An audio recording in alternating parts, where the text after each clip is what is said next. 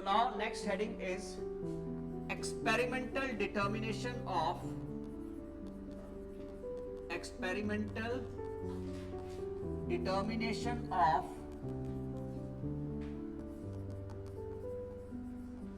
rate of reaction.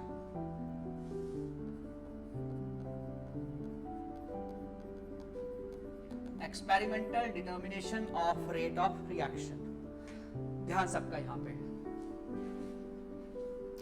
हम क्या करते हैं जब भी कोई केमिकल रिएक्शन करना है, let us suppose we have reactant which are giving rise to product, तो हम रिएक्टेंट की कंसंट्रेशन एक डेफिनेट इंटरवल्स के बाद कैलकुलेट कर लेते हैं। ठीक है, फाइन।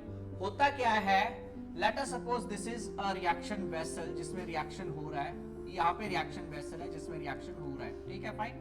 लेट अस सपोज इसको हम हीट कर रहे हैं और ये ट्राइपोड स्टैंड है। ठीक है, फाइन। और इसमें हमने इसको रखा हुआ है स्टोर करके, यहाँ पे इससे वाटर ना आए ऐसे करके कुछ असेंबली है। यहाँ पे कैल्शियम क्लोराइड रखा हुआ है, दिस इज CaCl2, ताकि बाहर से मॉइस्चर ना आए और यहाँ से एयर अंदर बाहर आ सके लेकिन ड्राई हो। ठीक है, फाइन। सो ये हमारे पास केमिकल रिएक्शन हो रहा है। क्लियर है सभी को? इसको गार्ड ट्यूब बोलते हैं। तो हम क्या कर रहे हैं, कुछ टाइम हमने देखा कि जैसे हमने दो रिएक्टेंट्स को लिया और मिक्स कर दिया, इस वेसल में डाल दिया, रिएक्टेंट को मिक्स कर दिया। क्लियर है सभी को? ठीक है, फाइन। फिर क्या करेंगे, 5 मिनट के बाद क्या किया, इसमें से थोड़ा सा ये हटाई गार्ड ट्यूब, थोड़ा सा स्पून लिया और एक छोटा सा वायल रखा हुआ हमने अपने पास, ये वायल रखा विद स्टॉपर, ऐसे करके स्टॉपर क्या वायल, उसके अंदर इसको खोला और उसके अंदर 5 मिनट बाद रिएक्टेंट मिक्सचर जो निकाला और उसको जाके फ्रिज में रख दिया। ये फ्रिज है, इसको सारे को यहाँ पे फ्रिज में ऐसे ऐसे करके असेंबली रखनी शुरू कर दी, ऐसे करके टाइम लगा दिया, 5 minute, 10 minute, 15 minute, 20 minute, 25 minute fridge में डालते गए। क्लियर है सभी को? समझ आ गया बेटा? ठीक है, फाइन। यानी कि हमारा रिएक्शन 5 मिनट बाद जो है फ्रिज में डाल दिया, फिर 10 मिनट फ्रिज में, फिर 15 मिनट बाद, फिर 20 मिनट, 25 मिनट, 30 मिनट, ऐसे फ्रिज में डालते गए। जैसे आपने इसको फ्रिज में डाल दिया, रिएक्शन फ्रीज हो जाता है, उसकी रिएक्शन खत्म हो जाता है, वो रिएक्शन होना बंद हो जाता है, केमिकल रिएक्शन स्टॉप हो जाता है जैसे उसको फ्रिज में डाल देते हैं। स्टॉप नहीं तो स्लो, वेरी स्लो हो जाएगा। समझ आ गई बात? जिसको हीट करने पे रिएक्शन हो रहा है वो फ्रिज में डाल के खत्म हो जाएगा। Is that clear to all? समझ आ गई मेरी बात? ठीक है, फाइन, ओके। 5, 10, 15 मिनट बाद हमने रिएक्टेंट को यहाँ पे डाला, रिएक्शन मिक्सचर को लिया, डाला और ऐड करते गए सारे। ठीक है, फाइन। फिर हमने क्या किया, कितना रिएक्टेंट इसमें 5 मिनट बाद कितना रिएक्टेंट कंज्यूम हो गया, 10 मिनट कितना, ये यहाँ से पता चलता जाएगा। इसके लिए हमें टाइट्रेशन करनी पड़ती है। टाइट्रेशन लैब में आप करते हैं। ठीक है, फाइन। अब मैं उस पर नहीं आऊंगा टाइट्रेशन कैसे करते हैं। ठीक है, फाइन। तो मैंने ये बता दिया कि यहाँ से हमें ये पता चल गया 5 मिनट रिएक्टेंट कितना कंज्यूम हुआ, प्रोडक्ट कितना बचा, रिएक्टेंट कितना बचा, रिएक्टेंट कितना बचा, रिएक्टेंट, ये पता चलता जाएगा। क्लियर है सभी को? इनिशियल कंसंट्रेशन हमें पता है, फाइनल कंसंट्रेशन रिएक्टेंट हमें यहां से पता चलती जा रही है, चलती जा रही है। क्लियर है सभी को? टाइम के बाद इतनी कंसंट्रेशन अब इसकी करते हैं। क्लियर है सभी को? ठीक है, फाइन। फिर हमने क्या किया, इसका ग्राफ प्लॉट किया। हमने इसका ग्राफ प्लॉट किया कुछ इस तरह कि 5, 10, 15, 20, 25, 30, ये कंसंट्रेशन रिएक्टेंट की इतनी हमारे पास होती गई। ठीक है, ये 5 मिनट बाद, 10 मिनट बाद, 15 मिनट बाद, 20 मिनट बाद, 25 मिनट बाद, 30 मिनट बाद, ये टाइम बढ़ रहा है यहाँ पे। और इस तरफ रिएक्टेंट की कंसंट्रेशन कम हो रही है, नीचे को कम हो रही है, ऊपर को बढ़ रही है। समझ आ गई मेरी बात? लेट अस सपोज यहाँ पे कंसंट्रेशन शुरू में थी, जब हमने रिएक्टेंट लिया तो late us suppose it was 100।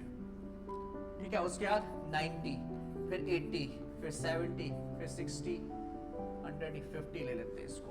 Okay, fine. It is 60, 50, 40, 30, 20 और 10 और ये 0।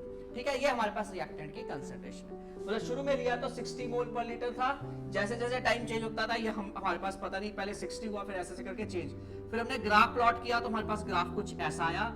शुरू में जब हमारे पास टाइम बिल्कुल कम था तब रिएक्टेंट मैक्सिमम था, फिर रिएक्टेंट डिक्रीज करता करता करता ऐसे चला गया। Is that clear to all? ये ग्राफ हमारे पास आ गया, जो डिफरेंट हमारे पास रिएक्टेंट्स थे उसके हिसाब से हमारे पास ये ग्राफिकल डिस्ट्रीब्यूशन आ गई कि भाई ये रिएक्टेंट कंसंट्रेशन है और ये हमारे पास टाइम है। Is that clear to all?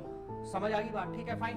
सो अब इन दिस केस हमारे पास हमने बोला जी हमें रेट ऑफ रिएक्शन कैलकुलेट करना है। तो आप बोलोगे 15 मिनट्स जब थे तो उसमें रिएक्टेंट की कंसंट्रेशन क्या थी, तो यहाँ से लाइन ड्रॉ की बोलते हैं, यहाँ पे रिएक्टेंट कंसंट्रेशन यानी कि इतना, यानी कि 15 मिनट्स में रिएक्टेंट की कंसंट्रेशन कितनी है, 30। फिर 20 मिनट्स में रिएक्टेंट की कंसंट्रेशन कितनी होगी, इतनी, यानी कि 20। यानी कि दिस इज, ये जो हमारे पास इंडिकेट कर रहा है, this is change in concentration of reactant and this is change in time. 15 से 20 मिनट्स में change in time delta T ये है और उसमें कंसेंट्रेशन चेंज ये है।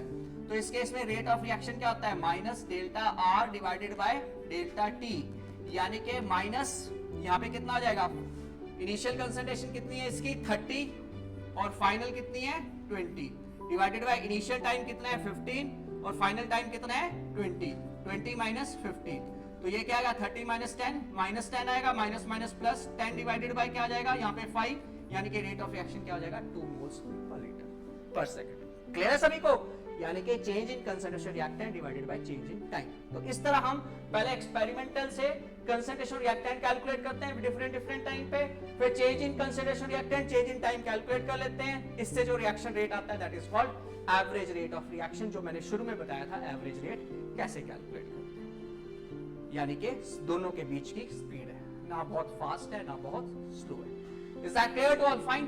किसी को कोई डाउट है तो पूछ लो, डाउट नहीं है तो मैं इसको थोड़ा लिखवा देता हूं। Any doubt you can ask.